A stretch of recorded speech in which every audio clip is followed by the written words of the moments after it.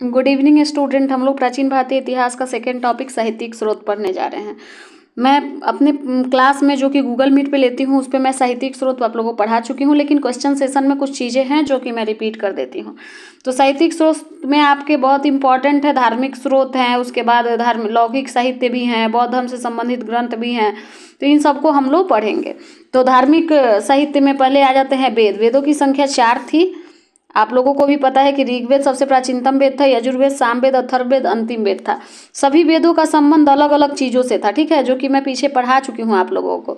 वैदिक ग्रंथ जैसे वेदों को सहूलियत से पढ़ने के लिए ब्राह्मण ग्रंथ की रचना की गई। ब्राह्मण ग्रंथ में आपका जैसे ऋग्वेद के ब्राह्मण ऐत्रेय और कौशितकी है, यजुर्वेद का ब्राह्मण शतपथ और तैत्तिरीय है, सामवेद का ब्राह्मण पंचविश और षड्विश है, अथर्ववेद का ब्राह्मण है गोपद ब्राह्मण। फिर आता है अरण्यक। अरण्यक वो पुस्तक कहलाते थे जो कि जंगल में लिखे गए। फिर उपनिषद भी आपका साहित्यिक स्रोत का हिस्सा है। उपनिषदों की संख्या 108 थी। सबसे बड़ा उपनिषद आपका बृहदारण्यक उपनिषद था, सबसे छोटा मुंडको उपनिषद था। मैं आप लोग की जानकारी के हेतु बता दूं कि और भी सारे उपनिषद हैं जिनमें अलग अलग चीज़ें हम लोगों को मिली है, जो कि आप मेरे डायरेक्ट क्लास में पढ़ते हैं तो उसमें मैं आप लोग को पढ़ाई भी हूँ और पढ़ा भी रही हूँ।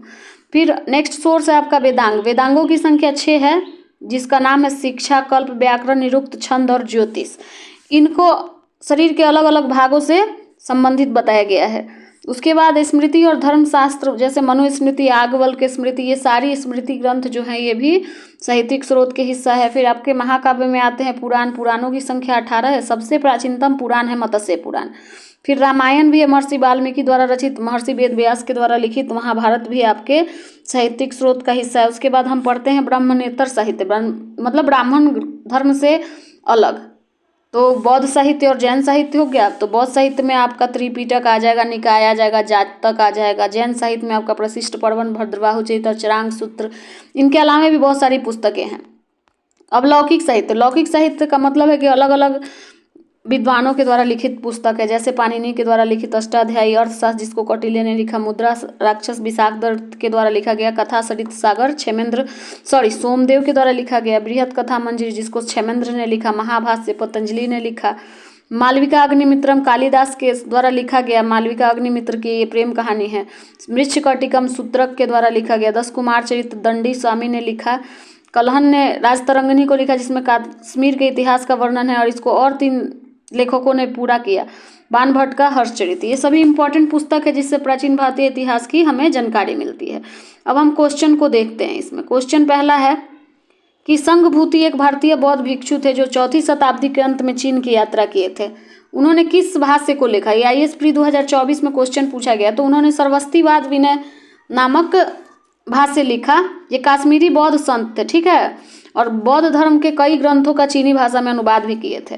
नेक्स्ट दूसरा क्वेश्चन है कि विष्णु पुराण में मौर्य वंश की जानकारी मिलती है और वायु पुराण में गुप्त वंश के शासन व्यवस्था की जानकारी मिलती है। क्या ये सही है कि गलत है? तो देखिए ये दोनों कथन सही है, क्योंकि विष्णु पुराण में मौर्य वंश की जानकारी मिलती है और गुप्त वंश की शासन व्यवस्था की जानकारी आपको वायु पुराण में मिलता है। नेक्स्ट क्वेश्चन है कि किस वंश के शासकों को पुराणों में श्री वर्वतीय कहा गया? तो इक्ष्वाकु वंश के शासकों को। ये वही इक्ष्वाकु वंश है जिससे भगवान राम संबंधित थे, ठीक है ना।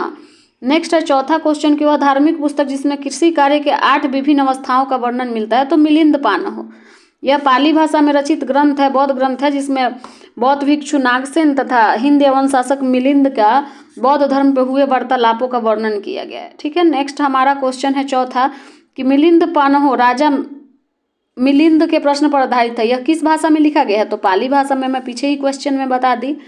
नेक्स्ट है छठा कि बौद्ध ग्रंथ मिलिंद पानह किस हिंद यवन शासक पर प्रकाश डालता है?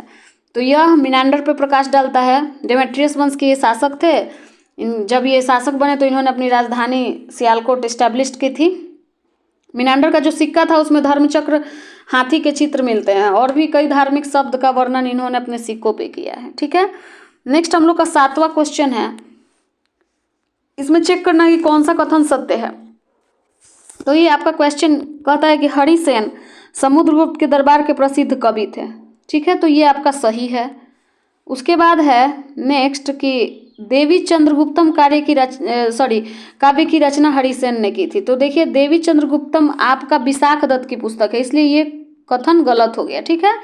उसके बाद तीसरा है कि ये हरिसेन ने प्रयाग प्रशस्ति की रचना की थी, तो 1 और 3 सही है। हरिसेन ने प्रयाग प्रशस्ति लिखा था और ये समुद्रगुप्त के दरबार के प्रसिद्ध कवि थे। देवी चंद्रगुप्तम की रचना विशाख दत्त ने की थी, पुस्तक में वर्णित है, आप लोगों को मैं पहले पढ़ा भी चुकी हूँ। उसके बाद नेक्स्ट हम आते हैं 8वें क्वेश्चन पे। 8वां क्वेश्चन कह रहा है कि दक्षिण भारत में संगम साहित्य के बारे में, दक्षिण भारत में संगम साहित्य के बारे में कौन सा कथन सही है। तो संगम कविताओं में लिखा है कि संगम कविताओं में भौतिक संस्कृति का कोई संदर्भ नहीं है। नेक्स्ट कह रहा है कि वर्ण का सामाजिक वर्गीकरण संगम कवियों के द्वारा को ज्ञात था। तीसरा है संगम कवियों में समर शौर्य का कोई संदर्भ नहीं है। चौथा है संगम साहित्य में जादुई ताकतों को असंगत बताया गया है। तो इसमें आपका बी सही होगा। मैं संगम काल पढ़ाई थी तो उस समय सामाजिक वर्गीकरण जो हुआ था उसका वर्णन संगम काल के कवियों ने किया है। आपको उस टाइम के मैं पुस्तकों के बारे में पढ़ाई हूँ, एक बार जाके आप लोग मेरा नोट्स जरूर देखिएगा। 9 नंबर क्वेश्चन है कि कौटिल्य के अर्थशास्त्र के अनुसार कौन सा कथन सही है। तो पहला है न्यायिक दंड के परिणाम स्वरूप कोई व्यक्ति दास हो सकता था। दूसरा है कि स्त्री दास अपने मालिक के संसर्ग से पुत्र जनन पर कानूनी रूप से मुक्त थी। तीसरा है यदि स्त्री दास मालिक उस स्त्री से पैदा हुए पुत्र का पिता हो तो उस पुत्र को मालिक के पुत्र होने का कानूनी हक मिलता था।